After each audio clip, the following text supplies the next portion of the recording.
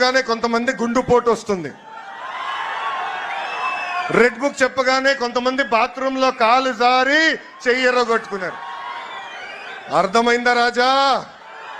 అర్థమైందా రాజా? అధికారం ఉండాలే కానీ బుక్కులతో పనే ఉంది రాజా. 2019లో అధికారం కోల్పోగానే మీ బినామీలను బీజేపీలోకి పంపిన రోజులు మర్చిపోతే ఎలా రాజా? మీ బాబుని స్నేహ బ్లాక్లో తొంగబెట్టినప్పుడు ఏమయ్యావు రాజా? అడ్డమైన రోగాలున్నాయని వందల మంది లాయర్లను ఢిల్లీ నుంచి పిలిపించిన రోజులు మర్చిపోతే ఎలా రాజా? చివరకు కళ్ళుకు ఆపరేషన్ వంకతో బయటకు వచ్చిన రోజులు మర్చిపోతే ఎలా రాజా?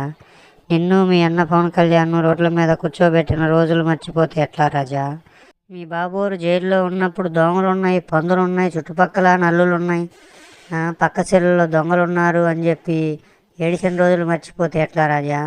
చివరగా 2029లో దేశం వదిలి పారిపోకుండా ఉండటానికి ట్రై చేయి రాజా.